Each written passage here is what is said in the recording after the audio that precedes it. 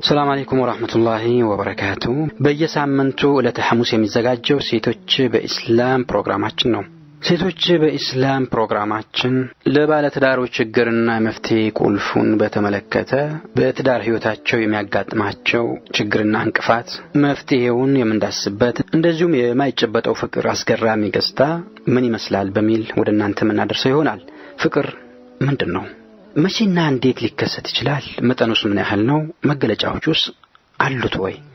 እውነታውን በየአጋጣሚው የምናየውና የምንሰማው እውነተኛ ፍቅር ነው? ፍቅር ሲይዘን ምን አይነት ስሜቶች ይሰሙናል? ፍቅር እውነተኛና ስሜታዊ የሚባሉ ክፍሎች አሉት? ፍቅር ከያዘ ማይለቅ ነገር ነው? ከጋብቻ በፊትና በኋላ ፍቅር አንድ ነው ወይስ ይለያያል? በርካቶች በፍቅር ስም ሲንገላቱና ለከፍተኛ ጉዳት ሲዳረጉ የምናየው ምስጢሩ ምንድነው? እነኚህና መሰል ጥያቄዎች ፍቅር ተብሎ ከተሰየመው ቃል ጋር ተያይዘው ሊነሱ የሚችሉ ጥያቄዎች ናቸው። ለነዚህ ሁሉ በፍቅር ዙሪያ ለሚነሱ ጥያቄዎች መልስ እንፈልግ ብለን ብንነሳ እንደመላሾቹ የዕውቀትና የግንዛቤ ደረጃ የተለያዩ መልሶችን ልናገኝ እንችላለን። ዛሬ በጥቂቱም ቢሆን ልንዳስሰው የምንሞክረው ጉዳይ ቢኖር በርካቶች ፍቅር ነው በሚል ሽፋን በየጋዜጦችና መጽሐፍት ላይ የሚያሰፍሯቸውን አሳዛኝ ታሪኮችና በቴሌቪዥን በሬዲዮ በተደጋጋሚ ፍቅር በሚል ስያሜ የሚያስተጋቡትን በርካታ አመለካከት አስመልክተን ይሆናል። አላህ Subhanahu Wa Ta'ala ይርዳን። እነሆ ወደ ታሪኩ። ያ ረቢ ከወንጀል አጽዳን፣ ያ አላህ እርጋታን ስጠን፣ ያ ገፋር ሰላም አምጣልን፣ አንድነት እዝነት ሞላብን። ያ ረቢ ከወንጀል አጽዳን፣ ያ አላህ እርጋታን ስጠን፣ ያ ገፋር ሰላም አምጣልን፣ አንድነት እዝነት ሞላብን። የታሪኳ ባለቤት በራሷ አንደበት እንዴት ትላለች? በፍቅር ስም የደረሰብኝን ይህን ስቃይ ደማዓቱ ታዒብ የተጻፈች እንባ ብላችሁ በነጠላ እንድትጽፉት አልፈልግም። ይልቁንም ዱሙዕ ነደም ወልሐስራ የጸጸትና የቁጭት እንባዎች ብላችሁ አጉልታችሁ ጻፉት። እነኚህ እንባዎች ለረጅም ዓመታት በርካታ ስቃይና ውርደትን ከተጎነጨው በኋላ ያነቧቸው መሪር እንባዎች ናቸው። እነኚህ እንባዎች ከትኩስ ውሃ ባልተናነሰ ሁኔታ የሚያቃጥሉ ከሐዘንና ከመከራ ጋር ተቀላቅለው የሚፈሱ እንባዎች ናቸው። በራሴና በቤተሰቤ ላይ በፈጸምኩት ጸያፍ ተግባር ምክንያት በሰው ዓይን ክብር አጣሁ። በዝቅተኝነት መታየት ወይም መናቀጥ ፋንታዬ ሆነ። ከሁሉ በላይ ደግሞ ጌታዬን አስቀየምኩት፣ አመጽን መረጥኩ፣ የከለከለኝን ተግባር በድፍረት ፈጸምኩ። ለዚህም ቅጣት ተገባኝ። ይሄው እየተቀጣሁ እገኛለሁ። እመኑኝ፣ ቅጣቱ ከባድ ነው። እኔ እዝነትና ርህራሄ የማይገባኝ ወጣት ነኝ። እናትና እህቶቼ ላይ ከበድ ያለ ግፍ ፈጸምኩ። የሰው ዓይን ፈርተው አንገታቸው እንዲደፉ አቀርቅረው እንዲሄዱና እንዲሸማቀቁ አደረኳቸው። ይህ ሁሉ በእኔ ሰበብ መሆኑ ይበልጥ ውስጤን ሰላም ነስቶኛል። ቤተሰቦቼ እኔ ላይ የነበራቸው እምነት አጎደልኩ። የሰጡኝን እምነት አጣው። ምክንያቱም የተረገመው ስልክ ውጤት ነው። በዚያ ሰብአዊነት በጎደለው ደመነፍሳዊ ስሜታዊ ግለሰብ የስልክ ጥሪ ግንኙነት አንድ ብሎ ተጀመረ። እንደ ጦር በሚዋጋው ድምፁና በጣፋጭ ንግግሩ ይዞኝ ገሰገሰ፣ አታለለኝ። አብሬው መጥፎ ቦታዎች በመሄድ ሁሉን ጸያፍ ነገር እስክፈጽም ድረስ በስሜቴ ላይ ልክ እንደ ዕቃ ተጫወተብኝ። የቆሻሻው ማራገፊያ ያደረገኝ። ወህመል ሁብ የማይጨበጠው ፍቅር ቀስ በቀስ ከሱ ጋር ያለኝ ግንኙነት እንዲጠነክርና አስከፊ ዝቅጠት ውስጥ እንድገባ አደረገኝ። ስራዬ ዝም ብዬ እሱን ከኋላ መከተል ብቻ ሆነ። ልክ እንደ እንስሳ በመሆን ከሰውነት ማዕረግ ወጣው። ዓይኔ እውነትን ከማየት ተጋረደ። የተስፋና የምኞት ቅዠት ውስጥ ሰምጬ ገባሁ። በመጨረሻም ወላጆቼ በሕጋዊ መንገድ ቤት ድረስ መጥቶ ሴት ልጃቸውን ለሚጠይቅ ወጣት ሲሰጡት የሚኮሩበትን የሴትነት ክብሬን አጣሁ። እንዳረገዝኩኝ ታወቀ። የማይረባና ክብረ ቢስ ከሆነ ግለሰብ ጋር ክብረ ንጽሕናዬን አጠፋው። ይህ ተኩላ ከኔ የሚፈልገው ሁሉ ካገኘ በኋላ ቃሉን አፈረሰ። ያ ሁሉ የተስፋ ቃላቶቹን ገደል ከተታቸው። ልቦናውን ሽጦ ሰብአዊነት በጎደለ ሁኔታ እኔን ለክፉ ችግር አጋልጦኝ ትቶኝ ሄደ። ከእርሱ ጋር ጥቂት ጊዜያትን ካሳለፍኩና ካረገዝኩ በኋላ በከባድ ፈተና መሃል አስቀምጦኝ ስሰቃይና ለመከራ አጋልጦኝ ተሰወረ። አሁን እኔ ያለሁበትን ስቃይና መከራ ከአላህ ሱብሓነሁ ወተዓላ ውጭ ማንም አያውቀውም። እሱን ፈልጌ ለማግኘት በሞከርኩ ቁጥር ሽሽቱ ተጠናክሮ ቀጥሏል። ቀደም ሲል መጀመሪያ አካባቢ እኔ ያደርገው እንደነበረ አሁን በተገላቢጦሽ እሱ መሸሹን ተያይዞታል። አላህን ጌታዬን በማመጼ ይህን ከባድ ወንጀል በመስራቴ ለ4 ወራት ያህል በከፍተኛ ስቃይና መከራ ውስጥ ቆየሁ።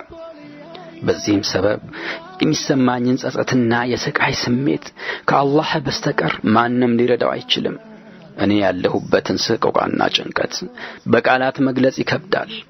በዚህ ላይ እርግዝናው የከፋ መጥቷል። በዛው ልክ ጭንቀቴን ጨምሯል። በማህፀኔ የሚገላበጠውን ይህን ሙሲባ ይዤ ከቤተሰቦቼ ጋር እንዴት እንደምገናኝ ማሰብ የሌት ተቀን ስራዬ ሆኗል። አባቴ እርጅናና ድካም ተጫጭኖታል። እናቴ ደግሞ መልካምና ጥብቅ ጨዋ ሴት ናት። በትምህርቴ ከፍተኛ ደረጃ እንዳገኝ በማሰብና በማለም በቻለችው መጠን ሁሉ ነገር አሟልታልኛለች። ነገር ግን እኔ ይቅር የማይባል ከባድ ግፍ ፈጸምኩባት። ተስፋዋን ሁሉ አጨለምኩባት። ቅስሟን ሰብሬ አንገቷን እንድትደፋ አደረኳት። ምን ቀረኝ?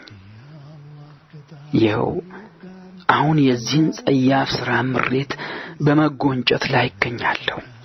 እስካሁን ድረስ አልተወገድኩም። ውስጣዊ ስቃይ ጨምሯል። ሰላም ፍጹም የለኝም። ይህን እርኩስ ሰው ረጅም ጊዜ ካፈላለኩ በኋላ በስተመጨረሻው ልቡ ራርቶልኝ ለደወልኩለት ስልክ ምላሽ ሰጥቶኝ አነጋገረኝ። ስለ እርግዝናው አንስተን ስናወራ በማህፀኔ ውስጥ የሚገላበጠውን ልጅ ካስወረድኩት ሊረዳኝና ሊተባበረኝ እንደሚችል ሐሳብ አቀረበልኝ። በዚህ ሰዓት ከመናደዴ በላይ ላብድ ምንም አልቀረኝም። በጣም ተናደድኩ። ምክንያቱም ያበላሸውን ነገር ለማስተካከል እና እኔን ለማግባባት ምንም ሐሳብ የለውም። ይልቁንም በሁለት ምርጫዎች መካከል አስቀመጠኝ። የመጀመሪያው ምርጫ እኔን ፈተና ውስጥ እንዳለው ከነስቃዬ እንዲተወኝ በመግለጽ፣ ካልሆነ ደግሞ ከውርደትና ነውር ራሴን ለማዳን ጽንሱን ማስወረድ እንዳለብኝ በማሳሰብ ሐሳቡን ገለጸልኝና ስልኩ ተዘጋ። ጋብቻ አስቦ እኔን ለማጨት ወደ ቤት ሳይመጣ በርካታ ቀናቶች አለፉ። ሁኔታው በጣም ያሳሰበኝ በመምጣቱ እሱ የፈጸመብኝን በደል ለመናገር ወደ ፖሊስ ጣቢያ ቀናው። ሁኔታውን በዝርዝር ነገርኳቸው። ቀደም ሲል ስሙን ቀይሮ ሰጥቶኝ ስለነበር እሱን ፈልጎ ለመያዝ ትንሽ አስቸገራቸው። በመጨረሻም ከነገርኳቸው ከ2 ወር በኋላ አገኙት። በፖሊሶች እጅ ወደቀ። በዚህ ሰዓት ባለትዳርና የ4 ልጆች አባት እንደሆነ ታውቆ ወህኒ ቤት ተወረወረ፣ ታሰረ። እኔም ባለትዳርና የልጆች አባት መሆኑን ስረዳ ምን ያህል እንደተሞኘሁና እንደ ዕውር ዝም ብዬ ከኋላው ስጓዝ እንደነበር አሁን ገባኝ።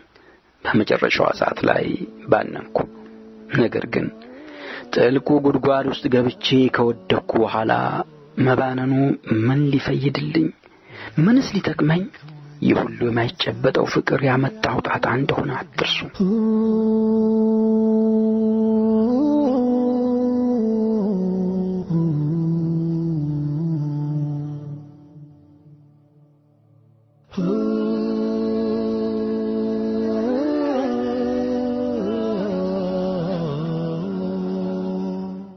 የእህታችን ትረካ ቀጥሏል።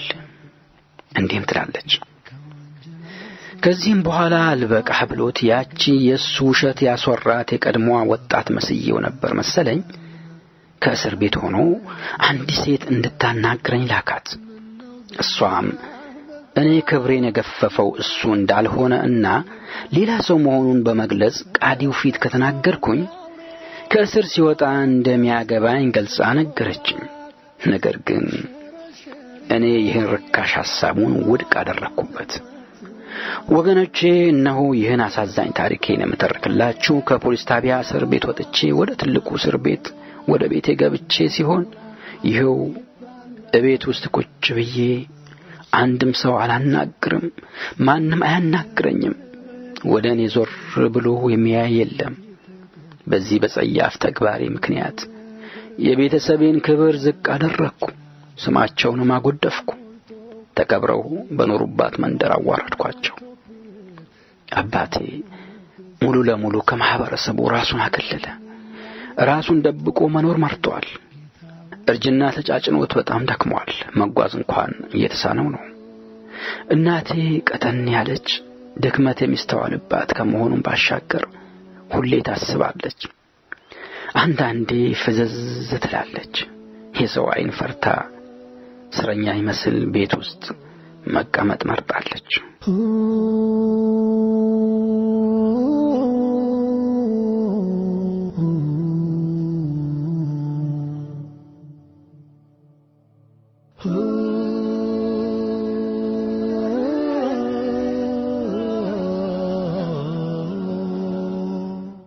በመጨረሻ እህታችን ታሪኳን እንዲህ ስትል ትደመድማለች። እኔ በዚህ በሚያሳዝን መራራ ሁኔታ ውስጥ ሆኜ ነው ይህን መልእክቴን የላኩላችሁ። እናም አላህ Subhanahu Wa Ta'ala የቂያማ ቀን ወንጀሌን ይምረኝ ይቅር ይለኝ ዘንድ ጠዋት ማታ አለቅሳለሁ። እናንተም ተውበቴን ወደ አላህ መመለሴን እንዲቀበለኝና ስቃይንም ቀለል እንዲያደርግልኝ ለምኑት፣ በዱዓችሁ አትርሱኝ በማለት ታሪኳን ትደመድማለች።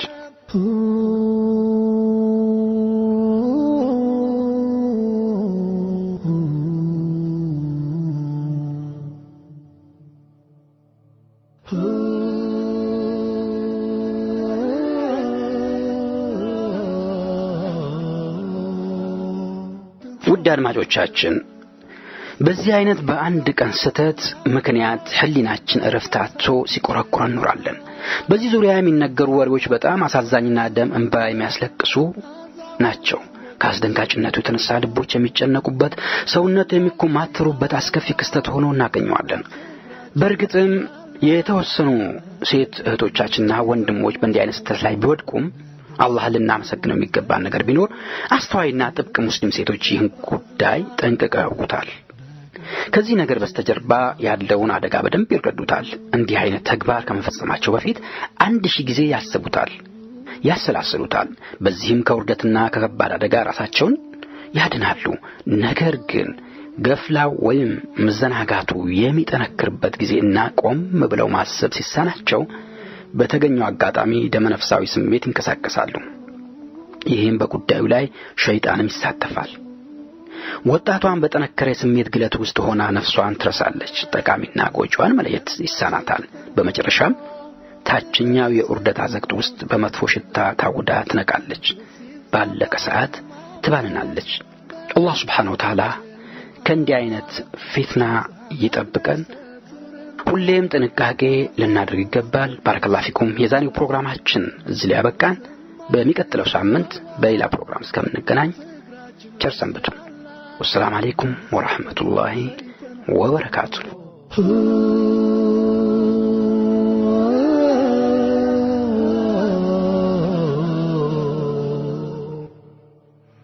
يا ربي كوانجل أزدان يا الله ارقاتان ستان يا غفار سلاما بالنا عندنا تزنات مولابن يا ربي كوانجل أزدان يا الله ارقاتان ستان يا غفار سلاما بالنا አንድነት እዝነት ሞላብን